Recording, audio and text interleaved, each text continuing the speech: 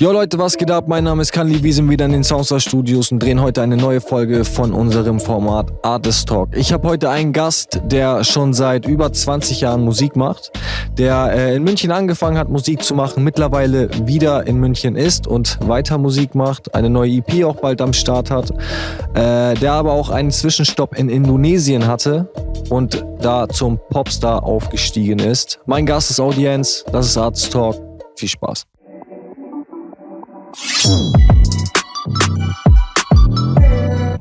Kita masa depan Berapa lain zaman padu Kita tidak ragu-ragu Kita penguasa, kamu jadi batu. Ihr baut Mauern, Hip-Hop reißt sie wieder ein. Mit UAK aus nem muslimischen Land. Während andere sich bekriegen, reichen wir euch die Hand. Servus. Servus, grüß dich. Alles cool? Ja, alles gut. Ein bisschen platt noch von der Arbeit. Komm gerade direkt von der Arbeit, aber sonst alles gut. Super. Dann fangen wir direkt mal an mit meiner ersten standardmäßigen Frage. Wie bist du zu Hip-Hop gekommen? Wie hat es bei dir damals angefangen, dass du gesagt hast, du willst selber Musik machen? Hast du erst Texte gemacht oder dir eine Homestation eingerichtet? Wie lief es damals? Ja, zu Hip-Hop gekommen bin ich relativ früh. Das war so 95, 96 über Busta Rhymes. Da bin ich an ein Album gekommen, ich weiß gar nicht mehr wie. Ich glaube über einen Kumpel, der hatte das Album gehabt. Das habe ich dann angehört und fand es ziemlich geil. Und ja, da wurde ich sozusagen infiziert und fand es dann sehr cool. Habe mir dann mehrere Sachen von Busta Rhymes auch angehört. Also anfänglich eigentlich nur Busta Rhymes, weil ich da noch niemand anderen groß gekannt hatte. Und dann ist es losgegangen, dass ich dann 99 selber meine Texte geschrieben habe.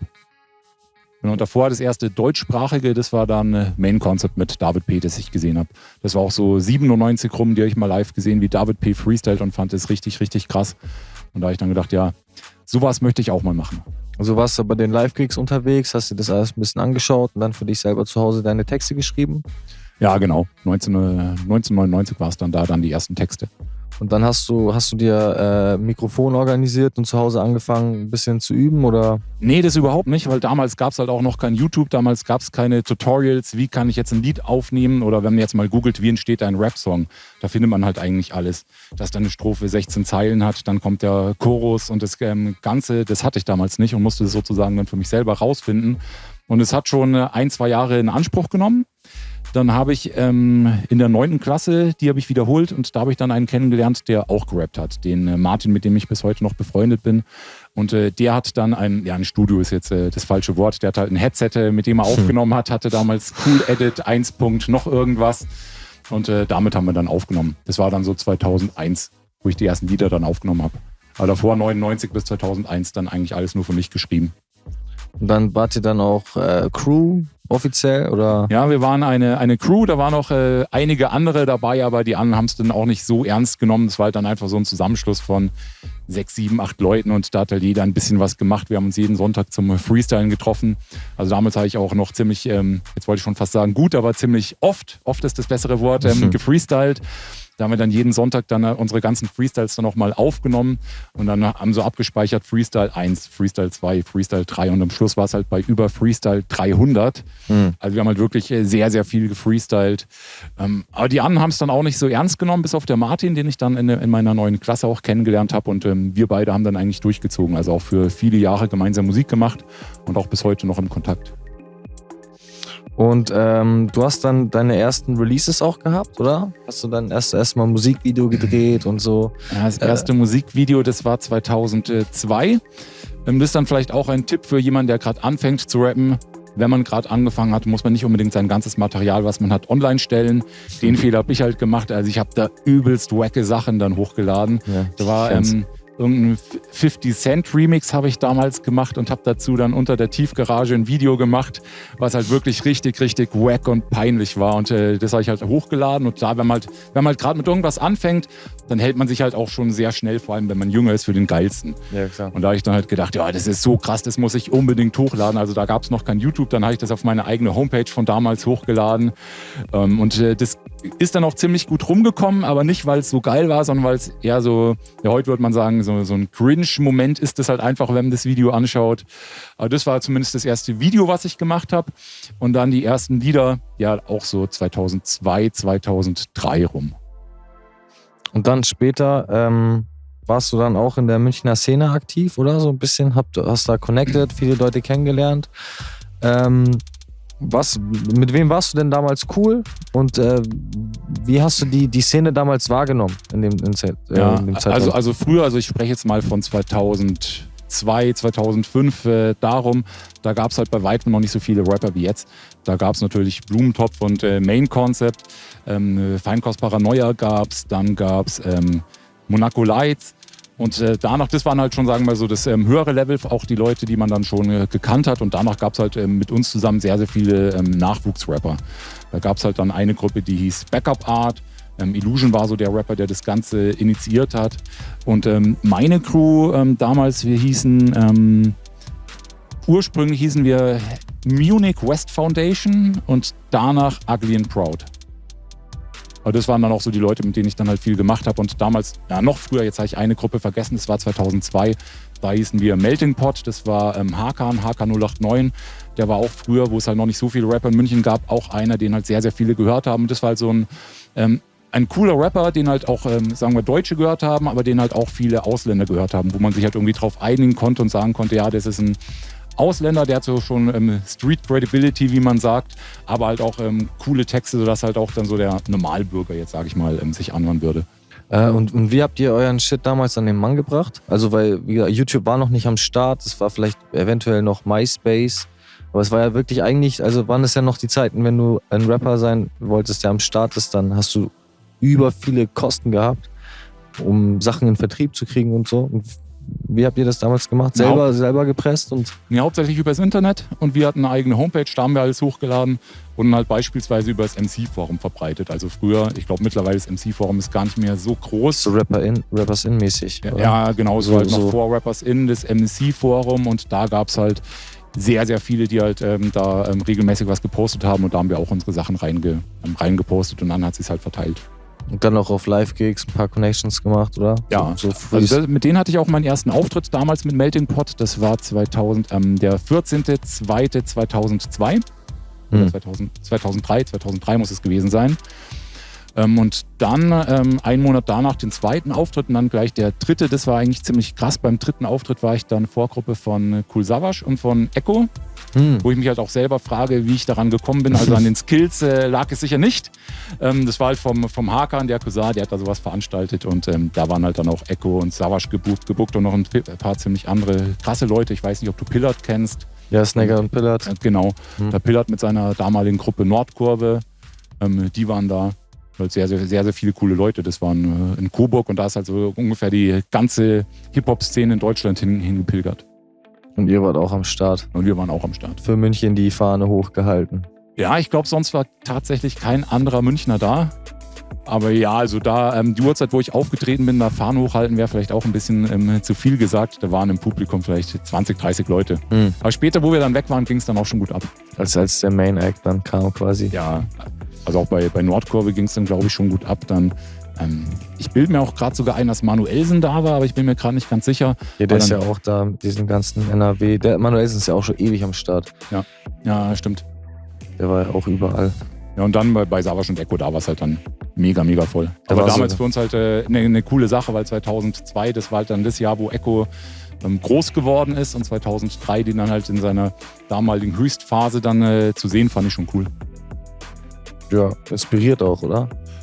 Ja, das war halt dann auch gerade so die Sache, ich glaube, König von Deutschland, die Single, die kam raus und da ging es halt schon los, dass der halt von vielen Leuten... das Geld und so, oder? Ich glaube, das noch nicht.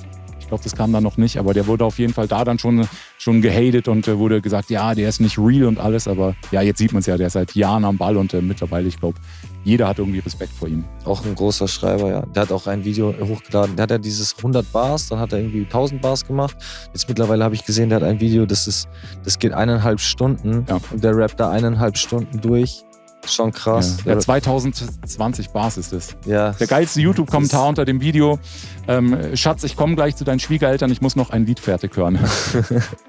Ja, ich hab's ehrlich. Hast du es fertig gehört? Ich habe es mir im Auto mal komplett durchgehört. Wie lange geht es? 2,5 Stunden haben wir ja gerade gesagt. Ich glaube 1,5 Stunden waren das. 2 Stunden, sowas. Also ich bin von Stuttgart nach München gefahren, da habe ich auf jeden Fall das komplett durchhören können. Ich hab nur mal reingeskippt, wenn ich ehrlich bin, mir gedacht, ich kann gerade nicht. So. Das jetzt so lange zu hören, ist schon crazy. Und deine Karriere ist aber wirklich erst ins Rollen gekommen, als du ausgewandert bist, oder? Also wie kam es zu deiner Auswanderung? Du bist nach Indonesien ausgewandert. Wie kam es dazu, dass du da gelandet bist? Ich war eigentlich immer aktiv. Also seit, wo ich meine ersten Songs released habe, 2002 ungefähr, war ich immer aktiv, habe nie irgendwie eine große Pause gemacht, aber natürlich mit mäßigem Erfolg. Underground. Ja, genau. Einfach halt aus Spaß. Natürlich, wenn man anfängt, hat man dann schon irgendwelche wirren Träume, wie ich will da der neue Rapstar werden, aber das habe ich schon vor vielen, vielen Jahren begraben zum Glück. Und dann bin ich 2013 nach Indonesien. Das war halt beruflich. Ich hatte da die Möglichkeit, nach Thailand zu gehen oder nach Indonesien. In Thailand war ich vorher einmal im Urlaub und da habe ich dann schon gedacht, ja, das ist eigentlich ein cooles Land. Aber in Thailand, also die Thailänder, die lieben halt Alkohol, die lieben es zu saufen und da sind halt schon sehr, sehr viele Touris, die immer Party machen. Und ich habe mir halt gedacht, wenn ich nach Thailand gehe, dann kann ich da nicht so wirklich Anschluss finden an die lokalen Leute, sondern wird dann halt nur mit irgendwelchen anderen Deutschen abhängen und wird da jeden Tag saufen. Ja. Und das halt für mich selber als Menschen das wahrscheinlich besser wäre, wenn ich nach Indonesien gehe. Vor allem, weil Indonesien ist ja nochmal eine ganz andere Kultur als jetzt in Thailand. Indonesien ist ja auch das weltweit größte muslimische Land, also das Land mit den meisten Muslimen.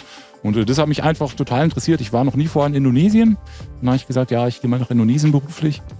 Und ich wollte da halt nicht wie der typische Touri jetzt da leben, nur mit anderen Deutschen abhängen, weil da gibt es auch so einen deutschen Fußballverein sogar in Indonesien. Ballermann-mäßig. Ja, genau. Und da habe ich dann vorher über Facebook in eine Hip-Hop-Gruppe reingeschrieben, dass ich bin ein deutscher Rapper, hat irgendjemand Lust zu connecten, dass wir uns da mal zusammen Musik machen. Und dann hat mich einer von einem Rapper, Domsti heißt der hat mich dann gleich am Flughafen abgeholt, wo ich in Indonesien gekommen bin. Bin ich hingeflogen, der hat mich abgeholt, hat mich so mit nach Hause genommen, was ziemlich lustig war. Ich wusste nicht, wie er wohnt. Und unter Indonesien, Jakarta, konnte ich mir noch nicht so viel vorstellen, aber er wohnt halt, wie sich halt dann herausgestellt hat, in wirklich einem der ärmsten Viertel und wirklich in Slums. Tanjung Priok heißt der Ort, ist so direkt am Hafen, wo die ganzen Arbeiter vom Hafen arbeiten, falls sie überhaupt eine Arbeit haben. Und da bin ich dann hingefahren und habe dann erstmal 3 Tage bei dem geschlafen, bis ich dann ein eigenes Zimmer hatte. Also richtig mit fast schon selber zusammengebaute Häuser und so? Ja, Wellblechhütten, sehr viele. Also er hatte schon ein Haus aus Zement sage ich jetzt mal, aber sehr viele Wellblechhütten und wirklich sehr, sehr viel Armut, extreme Armut ist da auch. Aber dadurch, dass du beruflich dorthin gekommen bist aus Deutschland, hast du ja auch ein deutsches Gehalt gehabt, oder? Mir ging es nicht schlecht. Ja, also du im Verhältnis zu dem, wo du dann da gechillt hast, warst du dann schon eigentlich drüber. Ja, das auf jeden Fall. Also das Durchschnittsgehalt für einen Indonesier ist 500 € in Jakarta. In anderen Bezirken natürlich noch mal deutlich weniger. Also ein durchschnittlicher Indonesier, wenn der in Jakarta 500 € hat, ist der zufrieden. Aber das kann man halt auch nicht so ganz vergleichen, weil wenn man jetzt, die haben alle einen eigenen Roller. Und ich kann nicht in Indonesien Roller fahren, also zumindest nicht in Jakarta. Ich würde da sofort einen Unfall bauen und wenn ich irgendwas hätte, dann wäre ich als Weißer immer schuld. Dementsprechend muss ich dann einen Taxiroller nehmen und habe halt Unkosten, die ein Indonesier nicht hatte.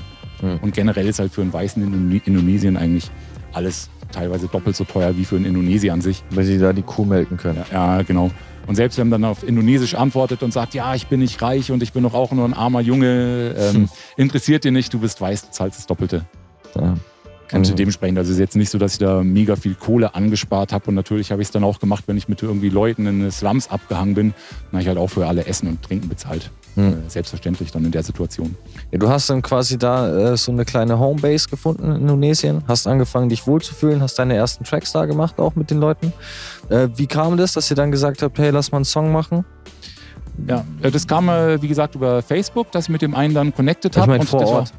Vor Ort, genau, mit dem habe ich dann, ich habe mein Mikrofon mitgenommen, habe sozusagen ein mobiles Studio, ein kleines dabei gehabt. Da haben wir dann die ersten Songs bei mir im Apartment dann noch gemacht. Und es hat sich dann rumgesprochen, dass ein Weißer in Indonesien ist. Und da habe ich dann ziemlich viele Anfragen bekommen von indonesischen Rappern, ob sie ein Lied mit mir machen wollen. Und ich habe halt zu allem Ja gesagt, weil ich halt sehr viele connecten wollte, sehr viele Leute kennenlernen wollte. Und da waren dann halt auch teilweise schon bekannte Leute dabei, die mich nach einem Feature gefragt haben, die noch nicht einmal ein Lied von mir gehört haben.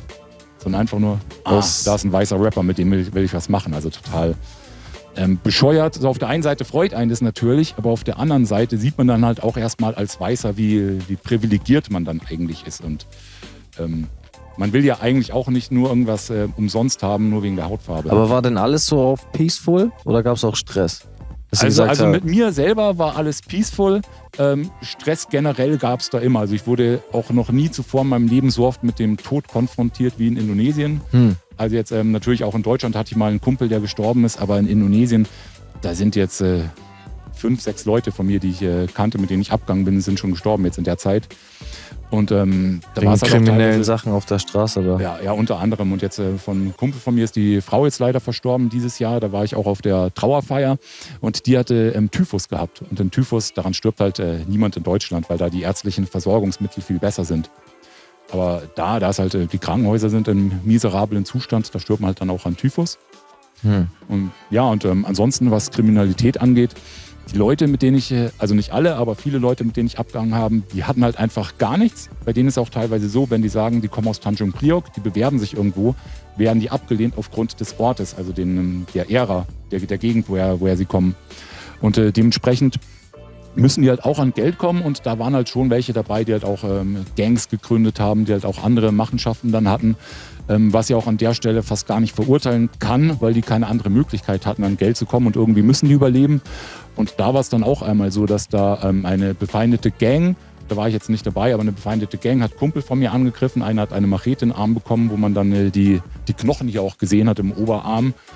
Und ja, also da wurde man durchaus konfrontiert damit. Ist ja auch, hattest du Angst? Nicht wirklich, also wenn ich jetzt so rückwirkend daran denke, dann würde ich sagen, ja, eigentlich müsste ich Angst haben. Aber in dem Moment war das Ganze so surreal für mich. Also ich habe das gar nicht so eingestuft, wie es tatsächlich ist. Es hieß halt einfach, ja, da hat jemand eine Machete in den Arm bekommen und da ich war ja da komplett aus meinem normalen Leben herausgerissen. Ich hatte ja da nicht meine Freundin, meine Familie, meine ganzen anderen deutschen Freunde, sondern ich war da komplett alleine und war in einer komplett anderen Welt. Und mit den ganzen neuen Eindrücken, die man dann hat, das Ganze dann irgendwie in Relation zu verbringen und da zu realisieren, ja, da ist wirklich Angst, da ist wirklich eine Gefahr da. Das hatte ich jetzt eigentlich nicht, obwohl ich wirklich auch jeden Grund dazu gehabt hätte. Also ab und zu war es mir dann schon mulmig, wo ich dann beim Kumpel von mir war, der in den Slums war und der hat mir dann angeboten, mich nach Hause zu fahren, aber ich wusste, der muss am nächsten Tag früh aufstehen. Dann habe ich gesagt, ja nee, ich warte einfach auf der Straße, bis da irgendein Taxi kommt oder ein Roller kommt, die mich mitnimmt und dann war ich halt einfach in so einem Rotlichtbezirk in Tanjung Priok, also den Slums von Jakarta und da laufen halt dann wirklich auch komische Leute rum, auch teilweise Leute, die Macheten in der Hand haben. Das ist crazy. Das ist dann schon ein bisschen creepy, vor allem wenn man dann halt weiß ist, man ist 2 Meter groß und die Indonesier sind 1,50 groß. Die schauen dann schon teilweise komisch an und da wurde es mir dann schon ein bisschen mulmig, aber ist auch alles gut gegangen. Und so generell die Indonesier, eigentlich jeden, den ich kennengelernt habe, war so ein lieber Mensch. Auch man könnte ja eigentlich meinen, ich als sozusagen reicher Deutscher gehe nach Indonesien, die wollen alle meine Kohle haben. Ja. So kenne ich es vielleicht von anderen Ländern. Also ich bin da ziemlich viel rumgereist. Thailand, Brasilien war Kambodscha. so ein Thema zum Beispiel, oder? Ich habe gehört, bei der WM 2014 in Brasilien haben die Flyer verteilt mit "Lass deinen Schmuck im Hotel" und sowas. Ja. Weil kann sein, dass du dafür getötet wirst. So in der Richtung. Ja gut, ich habe generell keinen Schmuck und von daher... ja, aber allein die Warnung schon. Ja, das stimmt schon. Nee, da könnte es sich auch zu solchen Situationen kommen. Aber generell habe ich die Indonesier halt so gute und nette Menschen kennengelernt, die halt auch nicht irgendwie versuchen, irgendwen abzuziehen, wenn es nicht unbedingt sein muss. Und du bist ja dann auch quasi schnell aufgestiegen, würde ich mal behaupten, oder? Also du hast ja ein Musikvideo gemacht, ich habe das gesehen, es hat mittlerweile 1 Million Klicks auf YouTube, auf Indonesisch. Du hast dann einfach auch Indonesisch gelernt und hast dann auch auf Indonesisch gerappt. Genau, also ich habe vor Ort, wo ich angekommen bin, eigentlich gar kein Indonesisch gesprochen. Also ich war mal vorher in so einem Integrationskurs für Ausländer, die nach Indonesien gehen, da habe ich halt dann sowas gelernt wie "Hallo, guten Abend, wie geht's?" Aber mir halt auch wirklich nicht. Und ich bin jetzt auch keiner, der sich da stundenlang mit einem Buch hinsetzen kann und auch aus dem Buch lernt, weil ich da, wenn mir Sachen nicht Spaß machen, bin ich ziemlich faul. Und dementsprechend wollte ich das halt alles kombinieren. Ich wollte mich integrieren in Indonesien, ich wollte die Sprache lernen, aber auf irgendeinem Weg, wie es mir halt Spaß macht. Und das war halt einfach, dass ich dann Musik höre, indonesische Musik, mir dann überlege, was bedeuten die Texte. Da habe ich mir die Lyrics dazu angeschaut, habe das dann alles mit Google Translator übersetzt und habe dann halt nach und nach dann so einen Wortschatz aufgebaut. Und auch die Leute, die bei mir gewohnt haben, die konnten halt alle gar kein Englisch. Und da ich halt dann auch, am Anfang saß ich halt nur drum rum. Wir haben Wir haben gelacht alle, obwohl ich gar nicht verstanden habe, was die eigentlich von mir wollen. Aber es waren trotzdem irgendwie so lustige Situationen mit denen einfach. Und ich habe gemerkt, ja, die wollen mir nichts Böses. Und da habe ich dann halt geschaut, dass ich jeden Tag so 1, 2 Sachen mitnehme. Und haben halt am Anfang so einen kleinen Wortschatz. Und am Anfang ist natürlich, wenn ein anderes Land kommt, dass man eher Schimpfwörter lernt. Yeah. Da hatte ich halt dann einen dicken Stapel von Schimpfwörtern und ein paar normale Sachen, die ich sagen konnte. Und damit habe ich mich dann an die ersten indonesischen Texte gemacht. Und wie war es dann, deine ersten Texte, die du gerappt hast? Haben die Leute dann gesagt, hey, das ist cool so? Also das Erste, was ich gemacht habe, das hat fast gar keine Beachtung gefunden. Das war halt einfach, dass ich Indonesisch versucht habe, irgendwelche Wörter aneinander zu bringen, weil man muss ja auch noch immer Reime finden. Yeah. Und das war halt mit so einem kleinen Wortschatz war das halt extrem schwierig. Und da ich halt einfach so einen Standard 16er geschrieben und habe den auf YouTube damals hochgeladen. Es hat halt kaum Beachtung gefunden. Dann habe ich mir gedacht, ja gut, das braucht irgendwas Krasseres. Weil irgendwie, ich wollte halt einfach mal schauen, ich habe damals, das war 2015 war das dann, da habe ich halt seit 16 Jahren gerappt. Und ich wollte halt einfach mal schauen, ja, wenn ich jetzt versuche, Erfolg zu erzwingen, was kommt dabei raus? Dann habe ich gedacht, ja, was gibt es noch nicht auf Indonesisch? Und in Indonesien, die sind halt sehr sensibel, was Schimpfwörter angeht. Weil was richtig schmutzige Wörter angeht. Und auch in den Videos von denen sind halt auch kaum nackte Frauen. Und da habe ich gedacht, ja, okay, mein erstes Lied, das mache ich halt einfach nur rein aus Spaß, so eine Parodie. Und habe da eigentlich nur Schimpfwörter aneinandergereiht. Und das kann ich jetzt nicht einmal übersetzen. Also sind wirklich total bescheuerte Lyrics, die ich gehabt habe. Dann habe ich ein Stundenhotel gemietet, habe 2 Frauen dazu gebucht, die dann im Bikini mit mir tanzen. Und habe das dann hochgeladen. Gab dann einen ziemlich krassen Shitstorm, also auch mit einigen Morddrohungen. Ich glaube, es gibt doch keinen anderen Münchner Rapper, der so viele Morddrohungen bekommen hat wie ich danach. Also waren weit über 100 Nachrichten, die ich bekommen habe. Das habe ich hochgeladen und das ging dann, ja, viral mag ich jetzt nicht sagen. Und mittlerweile hat es auch, glaube ich, 400.000 Views. Crazy. Heißt das irgendwas mit Bitch? Nee, das heißt Ngentot. Allein dieses Wort wäre schon Grund dafür, dass man das Video nicht monetarisieren könnte in Indonesien. Ah. Das heißt halt Geschlechtsverkehr. Ngentot heißt Geschlechtsverkehr, so ungefähr. Ja, das war halt dann, das Video heißt sozusagen Oralverkehr, Geschlechtsverkehr, also nur solche Wörter aneinander. Das Ganze hat halt nicht irgendwie wirklich einen Sinn. Ich wollte es halt einfach nur machen, weil ich das lustig finde und halt schaue, ja, wie reagieren die Leute darauf. Und das hat halt schon sehr polarisiert.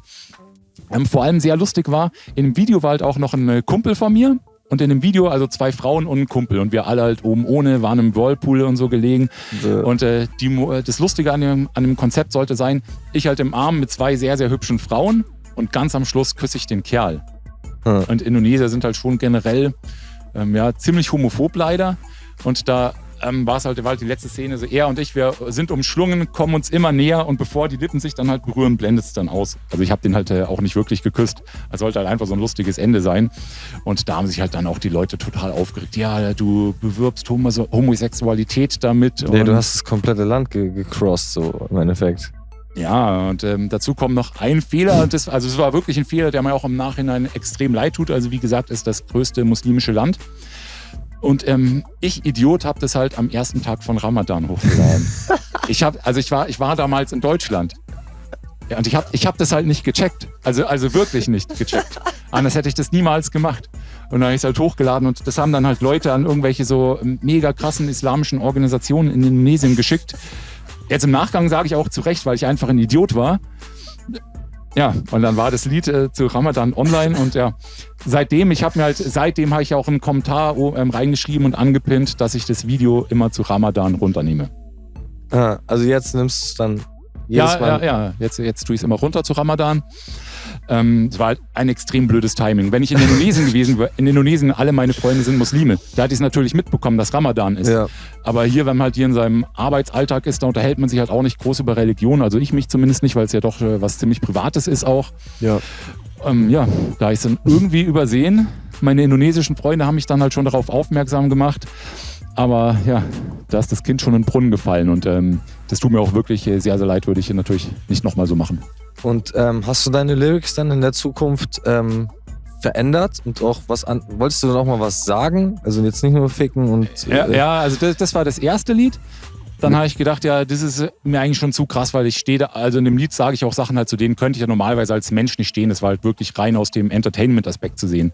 Und danach habe ich halt gedacht, ja, ich mache jetzt was Lustiges und es gibt so eine indonesische Influencerin. Also die macht nichts, also das ist jetzt keine Sängerin, kein Model oder sonst irgendwas, aber irgendwie hat die es geschafft, dass sie über 5 Millionen Follower auf Instagram hat. Und die postet halt teilweise so einen Blödsinn. Allein ihr Hund hat über 200.000 Views auf Follower auf Instagram. Und da habe ich gedacht, ich mache ein Liebeslied für die. Aber ich drehe den Spieß so ein bisschen um, weil normalerweise in Indonesien sagen alle, ja, die Weißen sind halt alle so steinreich.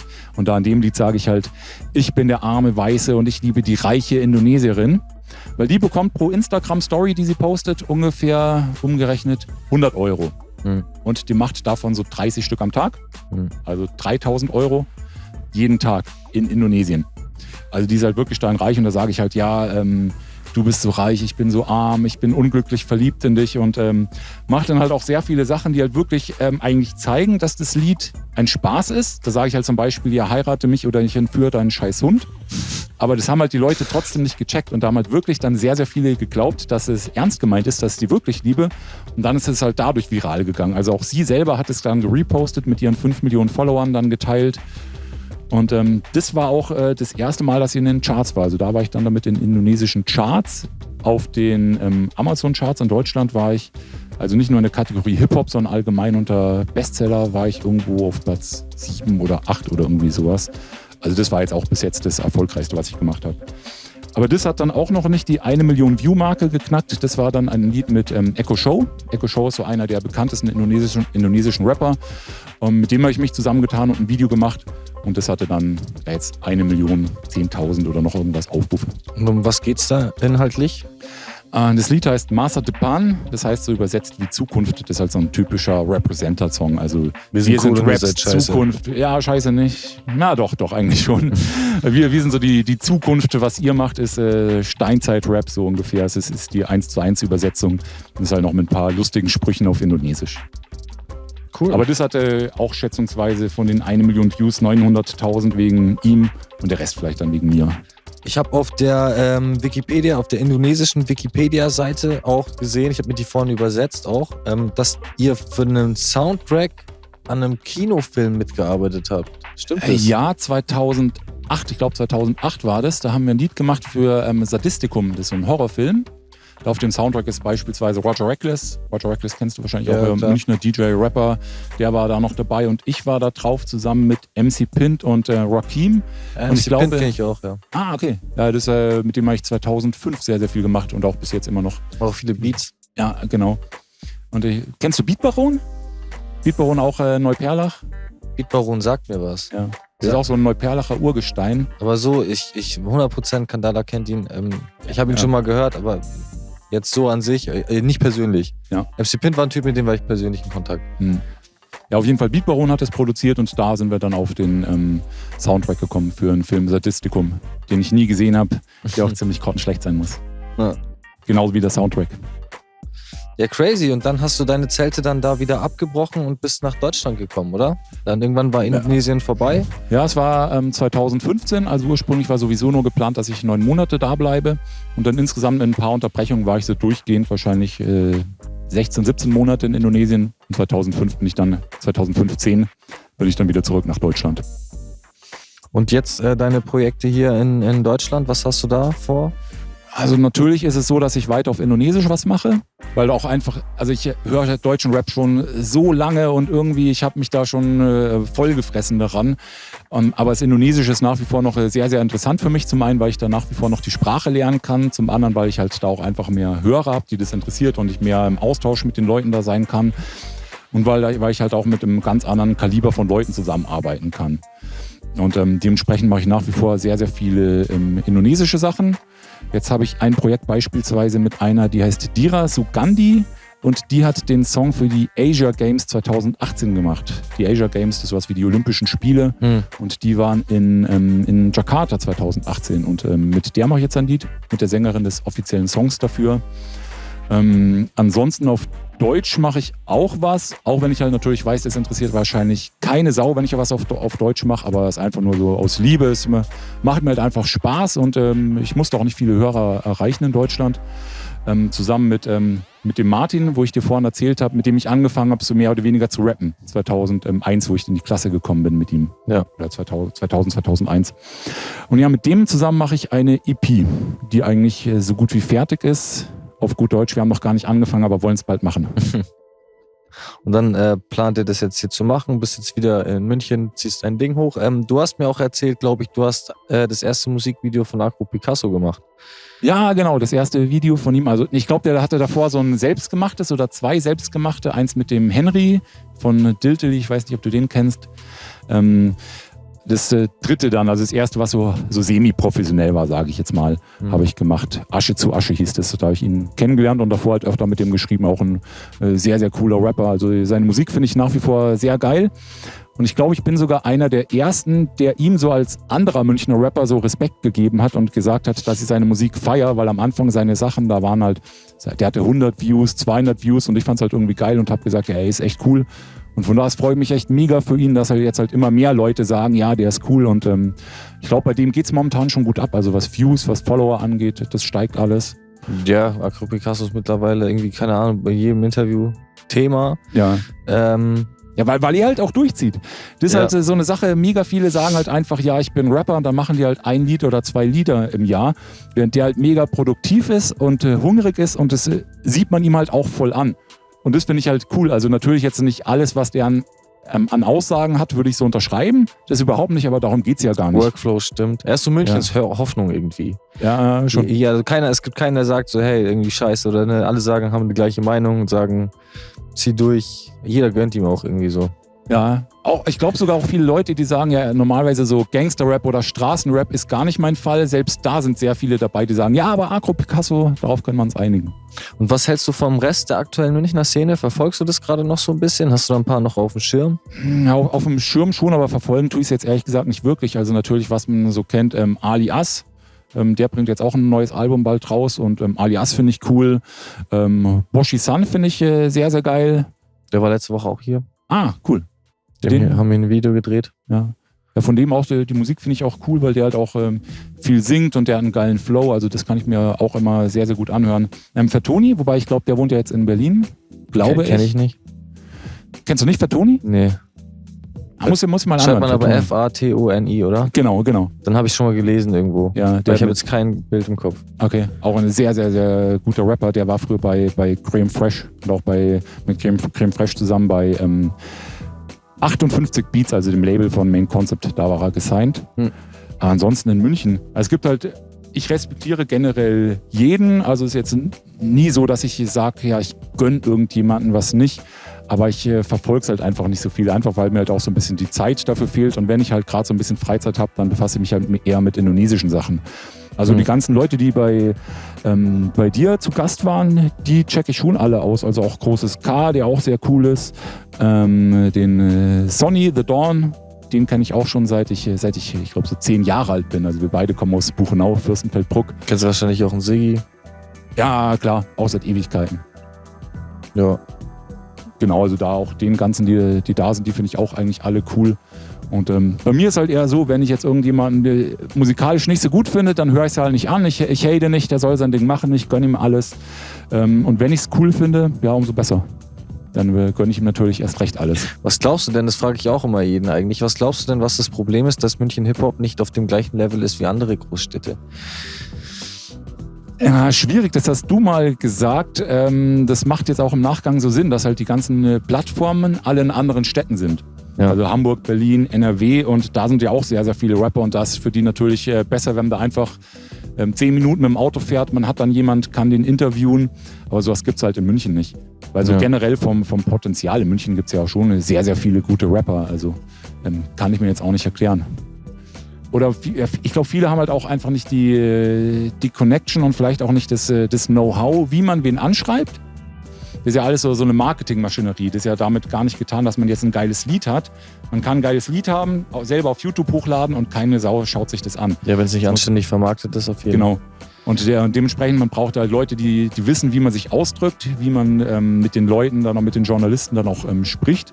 Also ich hatte letztes Jahr oder vorletztes Jahr den Wir sind mehr Song veranstaltet oder organisiert, wo auch Agro Picasso beispielsweise dabei war und sehr viele andere coole Rapper.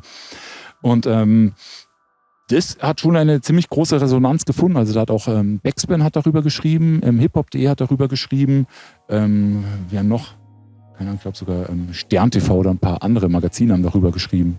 Weil es halt einfach auch ein zeitgemäßes Thema war damals. Um was ging's da? Ich kenne den Song nicht. Ja, das Hashtag Wir sind mehr kennst du ja wahrscheinlich. Das war wegen dem AfD-Aufschwung, dass wir uns da gedacht haben, wir machen da so eine, ja nicht eine Gegenbewegung, aber wir sagen dazu unsere Meinung.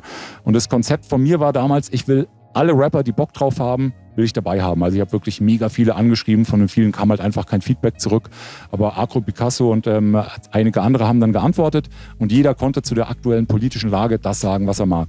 Und das finde ich eigentlich recht cool, weil kein direktes Thema vorgegeben war. Von daher, manche waren natürlich dabei, die gesagt haben, ja, Nazis sind scheiße. Andere haben das dann aus einem anderen Blickwinkel betrachtet. Ich habe das dann eher so ein bisschen dargestellt auf die soziale Ungleichheit, dass halt einfach so ist, dass wir hier in Deutschland eigentlich alle ein sehr, sehr gutes Leben haben. Und selbst wenn man arbeitslos ist, man hat so zumindest ein Dach über dem Kopf, die meisten zumindest. Und man hat Geld für Essen oder bekommt Essensmarken oder was auch immer. Während es halt einfach in anderen Ländern, in Ländern, die wir teilweise auch ausbeuten, da ist es halt nicht so. Und von daher, warum regen wir uns so sehr über Flüchtlinge auf oder über andere, wenn wir mit dafür verantwortlich sind, dass es anderen Ländern schlecht geht? Also ich wollte da gar nicht so die AfD-Keule schwingen oder sagen, ja, AfD ist scheiße, sondern ich wollte halt so mein Statement dazu beitragen, weil ich finde auch generell das ganze Thema mit Politik, das ist so dermaßen komplex, da kann man halt gar nicht wirklich drüber reden, ohne sich zum Affen zu machen. Ja. Sehr schwer und dementsprechend wollte ich das halt so ein bisschen anders betrachten. Ich finde es teilweise komisch, wenn Künstler sich so krass, wenn du dich als Künstler nennst und dich dann aber teilweise so politisch positionierst. Weil Künstler sein ist ja im Endeffekt für mich immer etwas Freies gewesen. Ich habe zum Beispiel in meinem Leben noch nie gewählt. Okay. Noch nie. Weil ich mir immer denke, ihr labert alles scheiße. Ja, und da andere würden dann halt sagen, jede nicht gegebene Stimme ist eine Stimme für rechts. Habe ich auch schon das ist keine Ahnung, das ist so kompliziert da, also ich verurteile da niemand. Ich gehe schon immer wählen, immer NPD, AfD, nein, natürlich nicht. Ja, also ich für mich selber finde wählen wichtig, wenn es ein anderer anders sieht, dann hat das auch seine Gründe. Und ich finde, das ist ein ganz wichtigen Punkt, den die Menschheit eigentlich lernen muss. Es gibt nicht immer nur schwarz und weiß. Es gibt nicht immer nur, also du bist ein Nichtwähler, ich bin ein Wähler.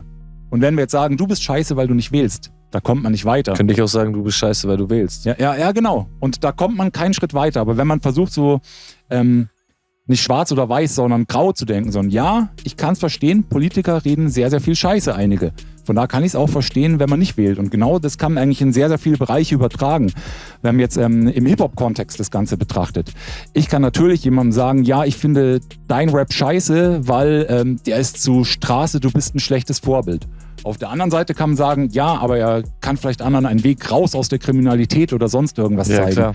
Es gibt da so viele Seiten, von daher bin ich überhaupt kein Freund davon, wenn man irgendwas verteufelt oder sagt, es ist scheiße, sondern alles hat halt zwei Seiten. Und irgendwo in der Mitte muss man sich immer treffen, wenn man sich annähern möchte. Nichts ist perfekt, auch du kannst alles drehen, wie du willst. Wenn du jetzt jemanden haten willst, dann findest du immer einen Weg, jemanden zu haten, genauso im Ding, um ihn positiv dastehen zu lassen. Ja, mega. Man soll halt einfach nur die Leute machen lassen, worauf man Bock hat. Noch einmal ganz kurz zum Thema, da ist eine Sache, die mich auch da bei den Schwarz-Weiß-Denken gerade total aufregt mit den ganzen scheiß Corona-Diskussionen, die abgehen.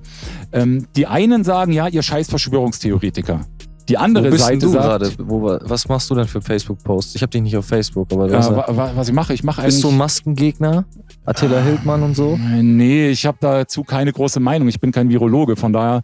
Aber du musst ja was gepostet haben, um so eine Diskussion am Laufen zu haben. Ja, ich poste da mal lauter Blödsinn oder ich sehe halt bei anderen Leuten was in der Timeline. Ich habe jetzt zum Beispiel geschrieben... Kennst du die Leute, die einfach irgendwie random auf Facebook was posten, wie zum Beispiel, hiermit widerspreche ich, dass Facebook meine Bilder privat verwenden darf. Leute, die halt einfach sowas Blödes posten und meinen, damit kommen sie durch oder damit bewirken sie was. Der ist schon echt dumm. Ja, und ich habe das halt so gemacht, hiermit teile ich mein neues Video und widerspreche damit der Impfpflicht.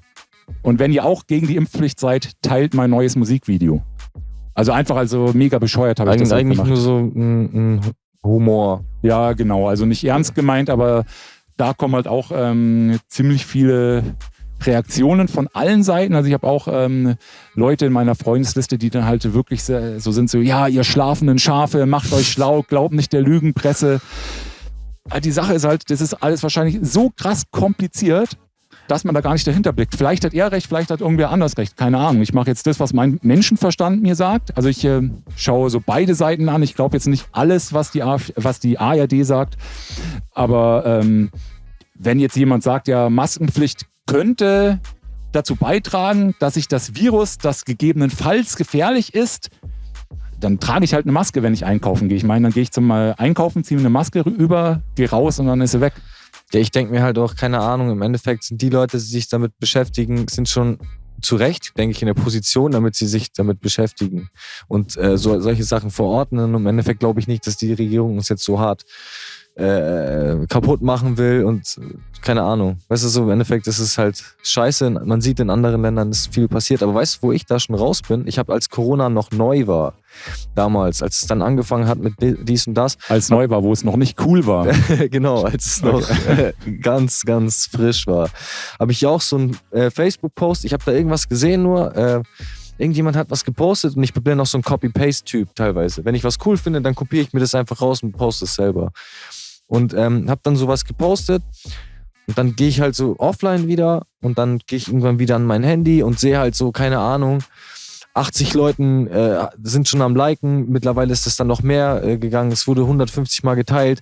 Riesendiskussionen mit meterlangen Statements von verschiedenen Seiten und bla bla bla. Da habe ich mir auch gedacht, okay, krass. Und dann habe ich halt noch weiter ein bisschen in dieses Thema bin rein, habe dann nochmal was gepostet und irgendwann hat Facebook angefangen, meine Beiträge zu zensieren. Okay. Und ist dann immer so getaggt. Kennst du das? Nee. Wenn du was postest und dann sagen die ja Fake News und dann taggen die so deinen Beitrag. Ah, okay, krass. Wenn du sagst jetzt Corona ist ja nur eine normale Grippe, dann haut Facebook einen Tag auf deinen Post. So, nein, der Post gerade scheiße, hier ist die Quelle zu richtigen Ding. Und leiten dich dann auf eine Seite weiter, wo dann drauf steht, Corona ist das und das und das. Okay. Und dann bin ich aber dann irgendwann auch raus, wo ich dann gedacht habe, ich habe gar keinen Bock, mich hier mit irgendwelchen Diskussionen verwickeln zu lassen, weil ich mir denke, auch Facebook ist ein Medium, das hat erstens jeder Vollidiot und die ganzen Leute sind in Quarantäne. Bedeutet, die gammeln alle zu Hause und haben eh nichts zu tun. Da kann doch nur Scheiße bei rauskommen. Weißt du so, wenn die ganzen Leute zu Hause gammeln im Internet und jeder hat dann plötzlich eine Meinung. Ja, ich finde es halt generell halt auch jetzt im Rap-Umfeld schwer, weil Rapper sind ja so bekannt dafür, irgendwelche Meinungen zu haben und Rapper lieben es ja auch so ein bisschen so, ihre Meinung dann nach außen zu präsentieren. Aber ich finde halt bei solchen Themen, wenn man kein Experte ist, dann muss man nicht unbedingt so seinen Senf dazu beitragen und also ich halte mich da raus, ich weiß jetzt nicht, was da Sache ist, ich habe mich da nicht mit irgendwelchen Bilderbergern oder Rothschilds getroffen und weiß da die Wahrheit.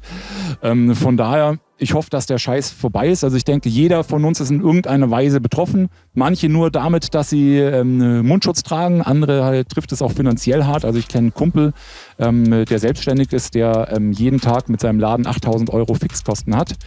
Und jeder Monat, wo halt gerade diese Beschränkungen sind, treibt ihn halt eher so ans Existenzminimum. Sogar drunter wahrscheinlich. Und ist halt einfach nur hart für sehr viele. Von daher, ich hoffe, dass es bald vorbei ist. Ja, natürlich. Wir wollen einfach alle, dass das nur vorbei ist. Aber ich finde die Diskussion halt teilweise auch echt unnötig. Aber du hast recht. Willst du noch irgendwas sagen eigentlich? Ich glaube, wir sind auch schon gut dabei in der Zeit. Hast du noch abschließende Worte noch zu deiner Zukunft? Zu meiner Zukunft. Ich habe jetzt gerade ein neues Lied rausgebracht mit dem David P. und EYK. EYK ist so das Gegenstück zum David P. Beide haben so 1994 ihre ersten Projekte auf Schallplatte veröffentlicht. Das habe ich mir vorhin noch mal angeschaut, das Video. Ist cool geworden. Auch Indonesien, Deutschrap gemischt und so. Genau, also David P. natürlich auf Deutsch. Ja. Ich halben Part auf Deutsch, halben Part auf Indonesisch und EYK natürlich auf Indonesisch. Wurde in München und in Jakarta gedreht. Im Februar war ich ja das letzte Mal in Jakarta. Und das ist halt so ein Projekt, was mir halt mega am Herzen lag, weil David P. ist halt schon seit Kindheit sozusagen ein Idol oder ein Vorbild, wie man es auch nennen mag. Und EYK ist halt so genau das Gegenstück dazu in Indonesien, nur dass der halt kommerziell noch weitaus mehr Erfolg hat. Der ist bis jetzt der indonesische Rapper, der am meisten verkauft hat. Letztens wurde der vom Rolling Stone Magazin zu einem der besten 30 indonesischen Musiker gewählt. Der hat im Stadion letztes Jahr gespielt vor 40.000 Leuten. Schon auf Legendenstatus in Indonesien eigentlich. Mit was für Leuten du da zusammenarbeitest, oder? Ja, die Leute, die finden es halt cool, dass sie mit einem Weißen zusammenarbeiten, weil sie es halt vorher noch nie gemacht haben. Ein Weißer, der auf Indonesisch rappt. Aber jetzt nicht, weil ich der krasseste Rapper bin oder sowas. Und ich finde es halt einfach nur lustig zu sehen, was für Möglichkeiten ich da habe, aber ich erhoffe mir auch nichts. Also ich mache damit jetzt auch nicht groß Geld, sondern ich mache das auch wirklich, weil es mir halt Spaß macht und ist auch teilweise halt dann lustig, wenn in Indonesien ist. Also in Indonesien werde ich schon so 30, 40 Mal auf der Straße erkannt. Wenn ich in den Supermarkt gehe, kommen halt Leute her, die ein Foto mit mir haben wollen. Aber genauso gut bin ich dann halt auch froh, wenn ich wieder in Deutschland bin und der Spuk wieder vorbei ist und ich hier wieder mein normales Leben haben kann, weil irgendwie so ständig im Rampenlicht zu stehen, das ist nicht so meine Welt, jetzt hier mal in Deutschland irgendwie mal einen Auftritt zu haben oder so ein Interview, zum Interview zu kommen, finde ich schon cool, solange es halt so in Maßen ist, aber so ständig hier in der Öffentlichkeit stehen will ich halt auch überhaupt nicht. Ich finde, München ist, was das betrifft, auch ganz entspannt, oder? Also München hat ja viele Promis im Endeffekt, die können hier ganz normal frei rumlaufen. Viele. Ja, wobei ich denke halt auch, dass die halt auch schon alle in so bestimmten Gegenden wohnen, also sehr viele in Starnberg. Und wie oft bist du in Starnberg? Nie. Ich auch nie. Und dementsprechend, keine Ahnung, so normale Leute wie wir, was wollen wir in Starnberg? Vielleicht mal zum See fahren im Sommer oder sowas höchstens. Ja. Oder in Grünwald. Also ich bin auch nie in Grünwald und dementsprechend, weil ich glaube, warum sollte man da hingehen? Ja. Dementsprechend können die halt auch ein normales Leben da führen. Da sind sie halt unter sich. Ja, schon. Wie so eine Tierart. Ja, genau, wie die Löwen im Zoo, da ist das Löwengehege. Ja. Und wir sind halt eher bei den Primaten. Ja, die Affen. Ja, Digga, wie gesagt, ich würde sagen, wir sind eigentlich schon durch jetzt. Ich finde, wir haben ein sehr interessantes Interview gemacht. Single mit David P. Checken wir auf jeden Fall alle nochmal ab, habe ich schon gesehen. Können wir auch ins Intro packen. EP hast du noch gesagt, hast du mit deinem Kollegen am Start? Genau, also wir arbeiten dran seit einem Jahr. Also seit einem Jahr arbeiten wir dran. Wir haben die Beats, in Indonesien hat es produziert. Der macht mega krasse Produktionen. Also in Indonesien macht er sehr viele Chartproduktionen und der hat für uns Beats gemacht. Aber irgendwie sind wir noch nicht so in die Gänge gekommen, was das Texteschreiben angeht. Ich muss ihm ab und zu in den Arsch treten, er mir genauso.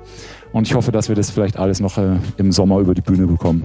Mal schauen, also ich will jetzt nicht sagen, das kommt jetzt irgendwann raus, weil das verschiebt sich dann wahrscheinlich im Endeffekt noch. Auf Deutsch aber, oder? Aber das ist auf Deutsch. Okay, cool. Der Titel steht sogar schon, also der Titel der EP, der ist der Survival-Tipps für Afrika. Wieso? Survival-Tipps für Afrika? Weil es halt so bescheuert ist. Nee, weil was will ich als Weißer dir Survival-Tipps für Afrika geben? Ich kenne mich damit nicht so gut aus. Und so, das beschreibt halt auch einfach, vielleicht sogar auch sehr, sehr aktuell, so das Geschehen.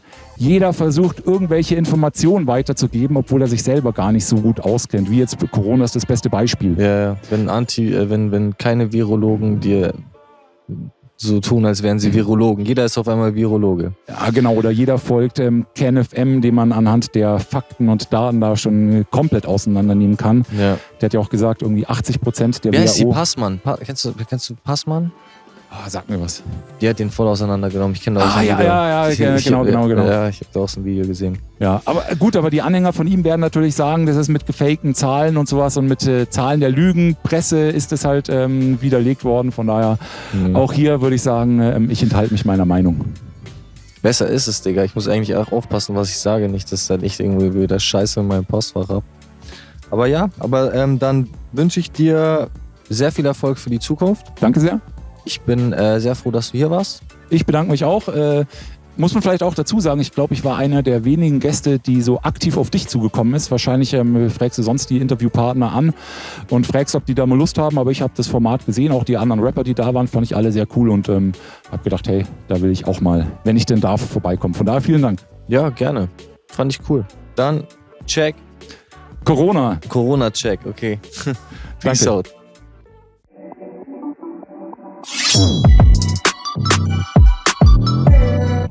Jo Leute, das war unsere neue Folge von Artist Talk. Ich hoffe, es hat euch gefallen. Wenn es euch gefallen hat, dann macht einen Daumen nach oben, macht einen Kommentar, abonniert unseren Channel, geht auf die Beschreibung. Checkt Instagram von uns allen. Erich Kanli, Nikolarisch Pidada, Audienz, Soundstar Studios. Geht auch in die Beschreibung, um zu checken, mit was für Equipment wir hier arbeiten. Wir haben alle Links reingepackt in die Beschreibung, plus einen Link zu unserem Online-Shop. Da könnt ihr Artist Talk Merchandise kaufen und so weiter. Bis zum nächsten Mal. Ihr kennt den Text sowieso schon. Peace.